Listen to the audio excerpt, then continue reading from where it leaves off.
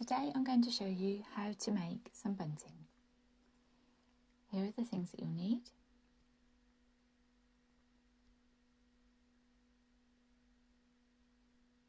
And your first job is going to be cutting out your embroidered triangles. You need to leave a 10 to 15mm or half-inch seam allowance all round.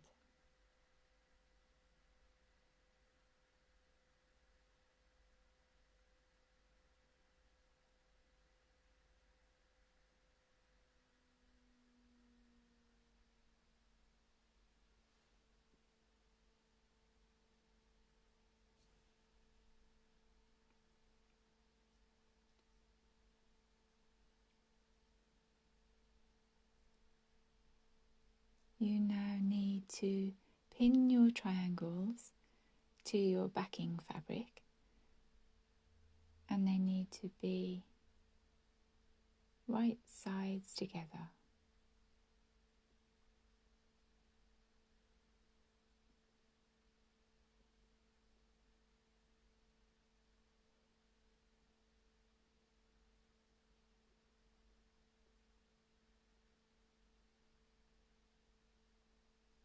So you can now cut this out, making it the same size as your embroidered triangles.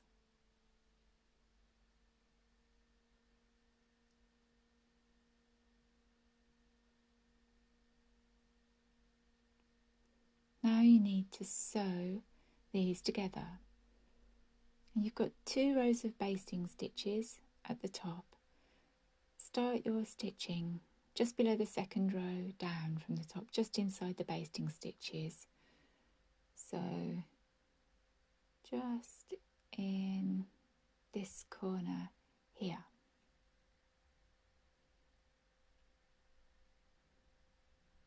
I'm sewing by hand, but you can sew with a machine if you would rather.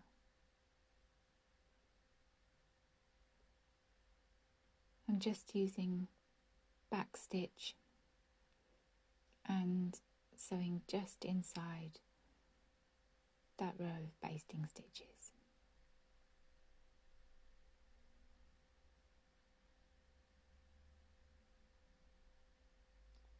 Stop your stitching in the same place on the other side.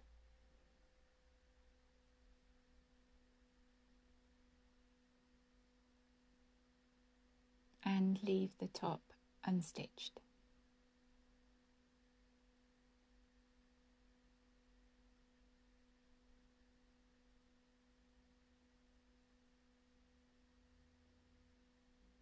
Now you can take out the pins, and you can also remove the basting stitches along the sides, but leave the ones at the top for now.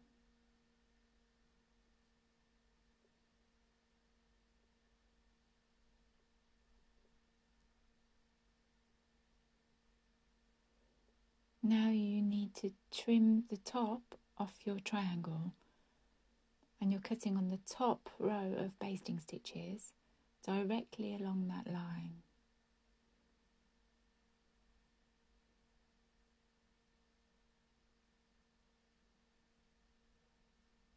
You also need to trim the bottom of your triangle, cutting across at an angle, and you need to cut as close as you dare to that point in your triangle, but obviously be careful not to snip your stitches.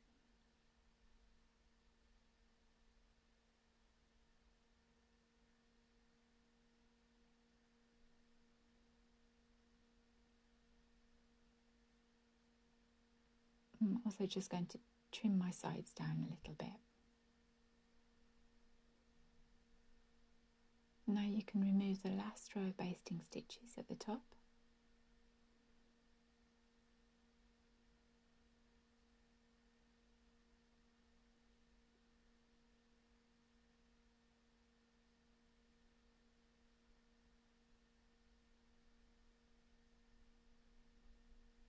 Now you need to press your seams open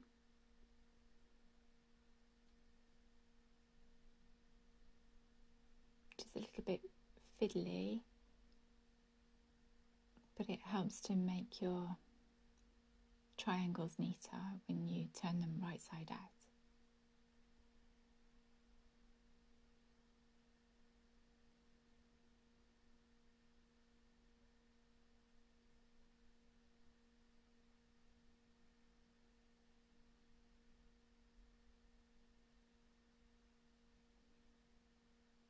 Do the other side too.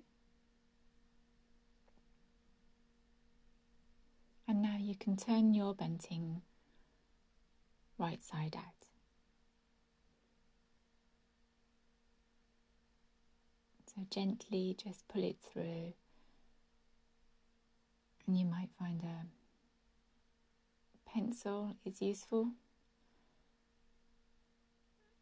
and also a pin sometimes to just encourage that last pointy part out.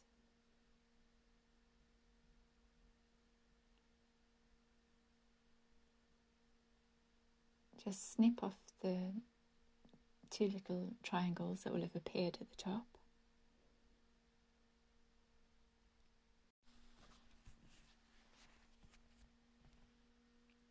Now we're going to iron the bias binding in half, but firstly fold in the end so that you hide the raw edges and it gives you a nice neat end. And how much bias binding you need really depends on where you want to hang your bunting and on how many triangles you have. I'd suggest just kind of measuring the space with your bias binding and then having a play with just positioning your triangles along it, and either mark their positions with pins or just roughly pin them in. Remember that you will need some extra at either end in order to tie your bunting up though.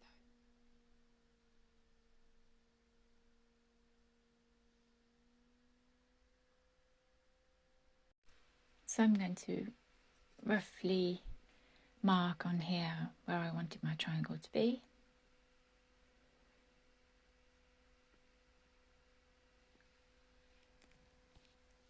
And then neatly stitch up your end.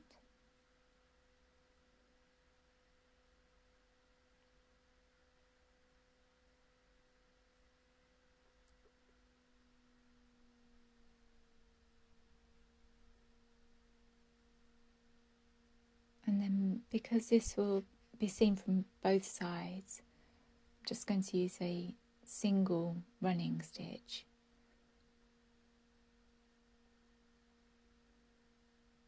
And do your stitching just a little bit in from that open edge.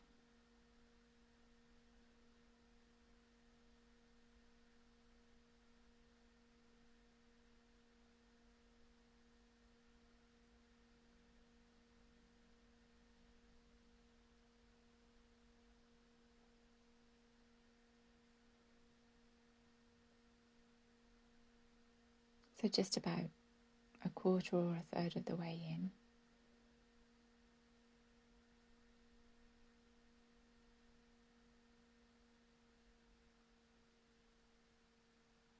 And then once you get to the point where you want to add your triangle,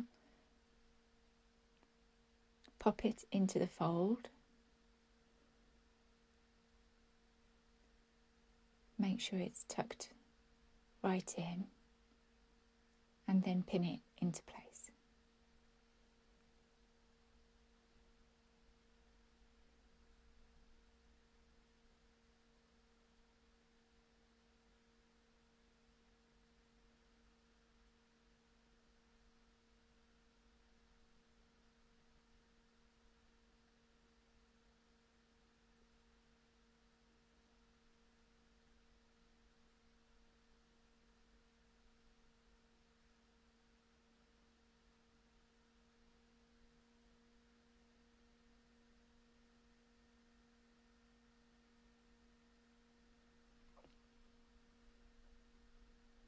Now you just need to continue stitching along. secure your bunting in position.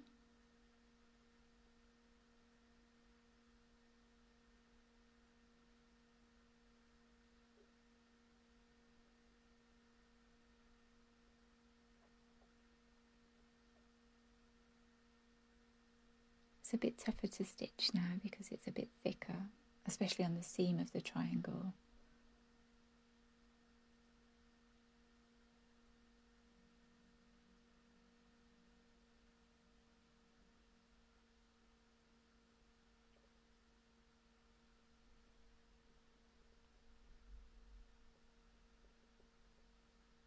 So just keep going.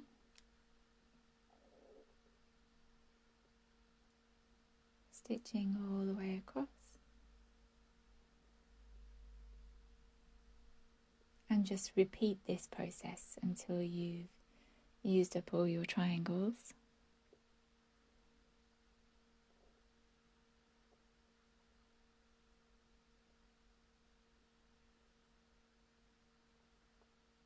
As you can see, it's all stitched in nice and neatly and securely, and all backed with your fabric.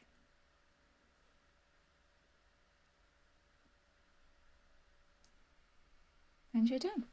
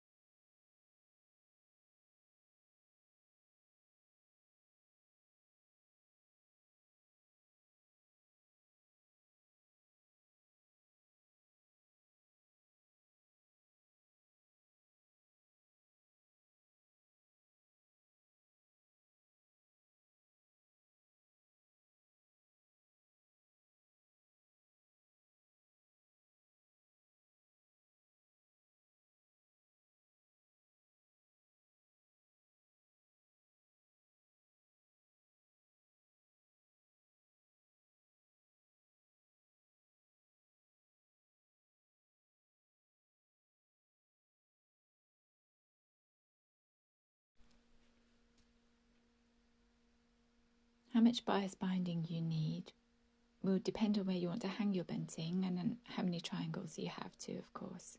I'd suggest physically holding up your bias binding in the spot you have in mind to measure the width of the space, and then just have a play placing your triangles in position along the bias binding, just moving them about and then roughly pinning them into place or marking the positions with pins. But remember, you need to have an additional length of bias binding at each end to be able to secure it onto something to tie it